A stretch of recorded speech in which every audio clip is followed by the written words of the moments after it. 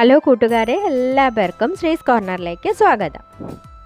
ഇന്ന് ഞാൻ വന്നിട്ടുള്ളത് ഒരു റെസിപ്പി ആയിട്ടല്ല. അപ്പോൾ ഇന്ന് വന്നിട്ടുള്ളത് ഒരു കുഞ്ഞു ഫീച്ചറായിട്ടാണ്. എന്തിനെക്കുറിച്ചെന്ന് വെച്ചാൽ നമ്മുടെ നോർത്ത് സൈഡിലൊക്കെ രാവണനെ കത്തിക്കാറുണ്ട്. അപ്പോൾ അതെന്തിനാണ്, അതുമായിട്ട് അനുബന്ധിച്ച ഏത് ഫെസ്റ്റിവലാണ് എന്നൊക്കെ പറയാനായിട്ടാണ് ഞാനിന്ന് വന്നിട്ടുള്ളത്. നിങ്ങളിൽ അധികം പേർക്കും ഇതിനെക്കുറിച്ച് കൂടുതൽ അറിയാൻ പാടില്ലായിരിക്കും, കേൾവി ഉണ്ടായിരിക്കും. എന്നാലും ഞാൻ അതിനെക്കുറിച്ച് എന്താണ് ഇതിൻ്റെ കാര്യം എന്നൊക്കെ ഒന്ന് പറഞ്ഞു തരാനായിട്ടാണ് ഇന്ന് വന്നിരിക്കുന്നത്.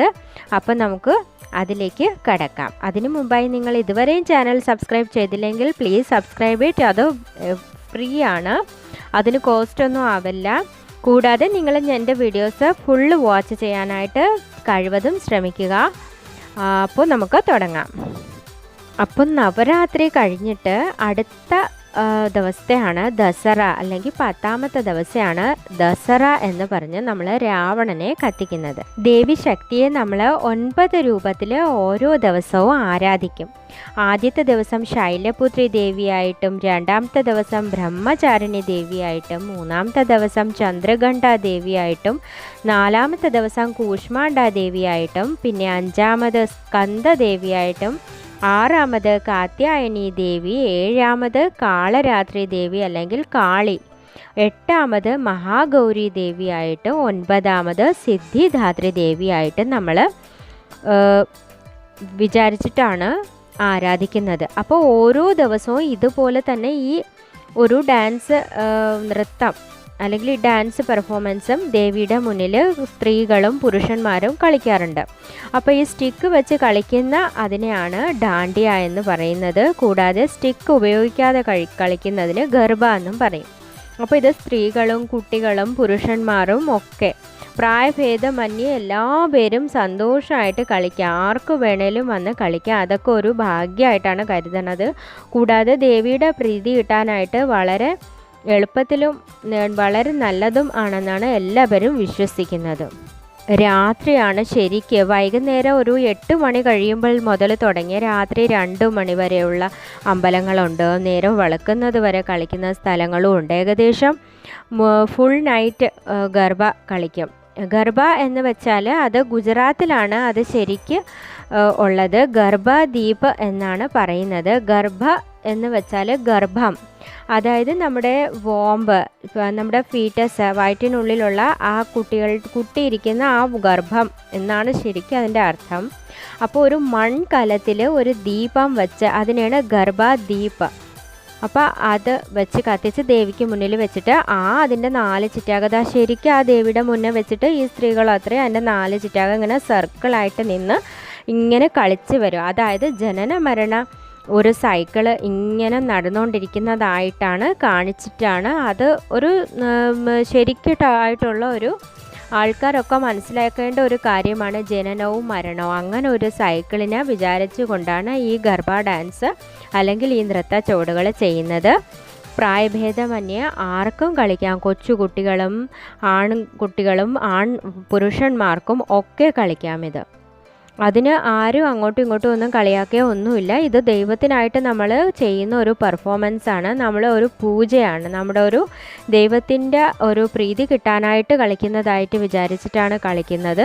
സ്ത്രീകളും കുട്ടികളും പുരുഷന്മാരും എല്ലാവരും നന്നായിട്ട് ചമഞ്ഞ് ഒരുങ്ങിയിട്ടാണ് വന്ന് ശരിക്കും ഈ ഗർഭ ഡാൻസ് കളിക്കുന്നത്. ഡാണ്ടിയ എന്നും പറയാം. ഇത് ശരിക്കും കോലും കൊണ്ട് കളിക്കുന്നതിനെയാണ് ഡാണ്ടിയ എന്ന് പറയുന്നത്. ഇത് കൈകൊണ്ട് കളിക്കുന്നത്. ഇത് ശരിക്കും ഗുജറാത്തിലെ സ്ത്രീകളാണ് കൂടുതലും ഈ ഡാൻസിലായിട്ട് വരുന്നത്. നോർത്തിൻ്റെ പല സൈഡിലുള്ള പല സ്ഥലത്തും ഗുജറാത്തികളല്ലാത്ത ആൾക്കാരും ഇത് കളിക്കാറുണ്ട്. വളരെ എൻജോയ്ഫുള്ളായിട്ടുള്ള ഒരു കളിയാണിത്. സ്ത്രീകളൊക്കെ വളരെ ആഹ്ലാദിച്ച് വളരെ സന്തോഷമായിട്ടാണ് കളിക്കുന്നത്. ശരിക്കും കണ്ടുകൊണ്ടിരിക്കുമ്പോൾ തന്നെ നമുക്കത് നല്ലൊരു ഹാപ്പി ഫീലിംഗ് ആണ് വരുന്നത്.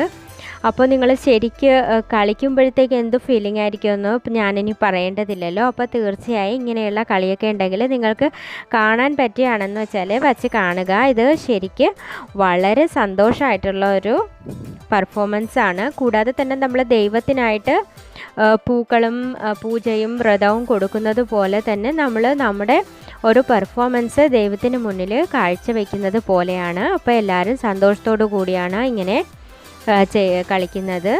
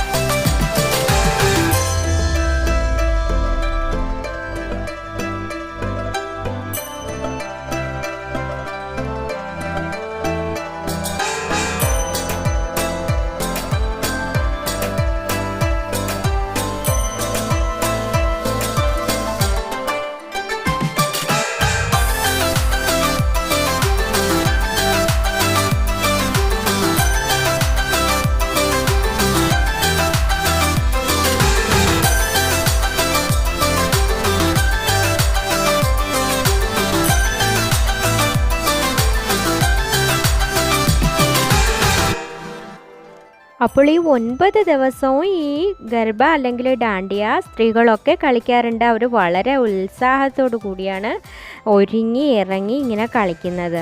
കൂടുതലും ആൾക്കാർ വ്രതശുദ്ധി ഉണ്ടായിരിക്കും, വ്രതശുദ്ധിയോടെയാണ് അവർ കളിക്കുന്നത്. പിന്നെ കുട്ടികൾ മാത്രം, ചില മുതിർന്ന കുട്ടികൾ എടുക്കാറുണ്ടായിരിക്കും ഫാസ്റ്റിങ്, അല്ലാതെ ബാക്കി അധികം ആൾക്കാരും നല്ല വ്രതശുദ്ധിയോടു കൂടിയായിട്ടാണ് ഇത് കളിക്കുന്നത്. അമ്പലങ്ങളിലൊക്കെ ഇത് കളിക്കാനായിട്ട് സ്പെഷ്യലായിട്ട് സ്ഥലങ്ങൾ സ്ത്രീകൾക്കായിട്ടും പുരുഷന്മാർക്കായിട്ടും ആർക്കും ഇത് ഇൻട്രസ്റ്റ് ഉള്ള ആർക്ക് കളിക്കാനായിട്ടും പ്രത്യേകമായിട്ട് സ്ഥലങ്ങൾ ഒരുക്കി വെച്ചിട്ടുണ്ട്.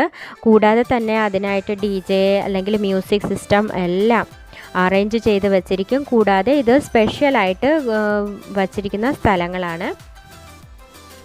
മിഡ് നൈറ്റ് വരെ ആവും ഏകദേശം ഇത് കളിച്ച് ശരിക്ക് തളർന്നാണ് കുട്ടികളും മുതിർന്നവരും ഒക്കെ ശരിക്ക് വീട്ടിൽ പോകുന്നതും. അവർക്കതൊരു ആഹ്ലാദമായിട്ടാണ് അവർ ശരിക്ക് കൊണ്ടാടുന്നത്. അപ്പോൾ 9 ദിവസവും സ്ത്രീകൾ ഇതുപോലെ നൃത്തം വയ്ക്കാറുണ്ട്. അതിനു വേണ്ടിയിട്ട് അവർ 9 ദിവസവും 9 കളർ കോഡുകളും ഉണ്ട്. ഇഷ്ടമുള്ളവർക്ക് ഇഷ്ടമുള്ള ചിലർ കളർ കോഡ് അനുസരിച്ച് ഡ്രസ്സ് ധരിക്കുന്നവരും ഉണ്ട്.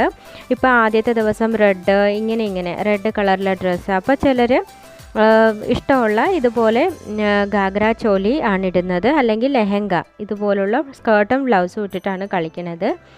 ഒരേ നൃത്ത ചുവടുകൾ വെച്ചിട്ട് കുട്ടികളും നോക്കി കളിക്കാറുണ്ട്. ഇത് സ്പെഷ്യലായിട്ട് പഠിപ്പിക്കുന്ന സ്ഥലങ്ങളും ഉണ്ട്. അറിയാവുന്നവർ പറഞ്ഞു കൊടുക്കുകയും ചെയ്യും. അപ്പോൾ വളരെ ഇൻട്രസ്റ്റിംഗ് ആയിട്ടുള്ള ഒരു പെർഫോമൻസ് ആണ്. ഇത് കാണാനായിട്ട് തന്നെ ആൾക്കാർ രാത്രി വരെ നിൽക്കാറുണ്ട്. ഇതിപ്പോൾ സ്റ്റാർട്ടിംഗ് ആയിട്ട് തുടങ്ങിയിട്ടേ ഉള്ളൂ. കൂടുതൽ മുന്നോട്ട് പോയി ഒരു 12 മണിയൊക്കെ കഴിയുമ്പോൾ വളരെ ഗംഭീരമായിട്ടാണ് ഗ്രൂപ്പായിട്ട് വന്നിട്ട് കളിക്കും. പുരുഷന്മാരും സ്ത്രീകളും ഗ്രൂപ്പായിട്ടും സെപ്പറേറ്റ് ആയിട്ടും ഒക്കെ കളിക്കും.